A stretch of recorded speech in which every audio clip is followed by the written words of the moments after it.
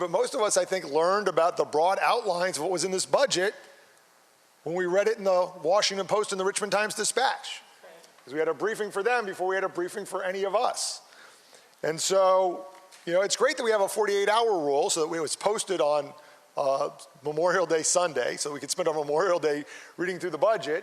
And then we get an opportunity to get up, and you can hear from folks like Delegate Adams and Delegate Mullen that says, hey, wait, you guys might have gotten this marijuana process wrong when you were legislating through the budget, but we don't have an opportunity to do anything about it, right? We can hear about the lack of prioritization of housing, how many unmet needs there are from Delegate Lopez. We can hear from Delegate Rome about the fact that we're changing the way we do pet projects, right? Now all of a sudden we have earmarks for specific transportation projects outside the normal process.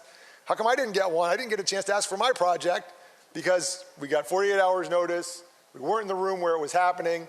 We get a chance to talk about it, but ultimately there's nothing we can do. And so what bothers me about this process, Mr. Speaker, is this is, I guess, I would describe this as sort of the DC-ification, right? The Washingtonization of our process, where you take important policy priorities that frankly we couldn't get a consensus on, right? Like, what are we gonna do about marijuana legalization? What are we gonna do about the definition of skill games? How are we gonna regulate casinos? Should we have another referendum or not?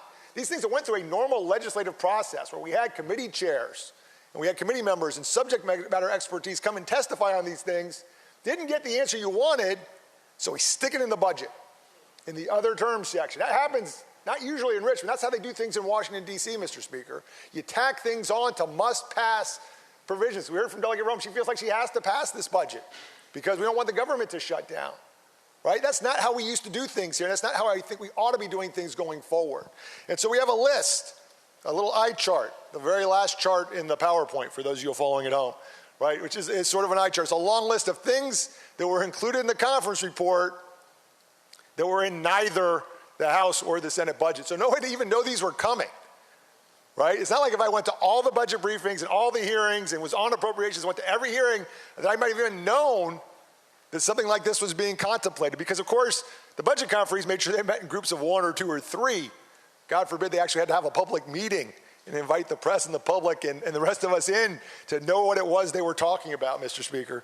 So that's the result that you get here. You get bad policy on recriminalization of marijuana. You get people putting pet projects in for transportation. You get results and legislation to things like skill games. We're going to change the definition of sports betting. I mean, all kinds of stuff that really have no place in the budget. There are legislative problems we couldn't solve. And by the way, Mr. Speaker, I did worry a little bit about this at the beginning of session, right? The time it was taking to get bills assigned to committee and the time it was taking to get Senate bills assigned to committee was, I mean, we might run out of time.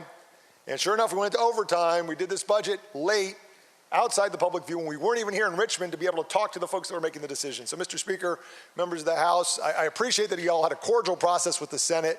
I hope that in the future we can have a more transparent, more participatory process so that we can get better outcomes and better results. And so with that, Mr. Speaker, I hope, well, I'm not going to make an ask. Usually I'll make an ask. I understand that there are all kinds of reasons people might want to vote one way or the other on the bill, but when you see my red light go up, that'll be why. Thank you, Mr. Speaker.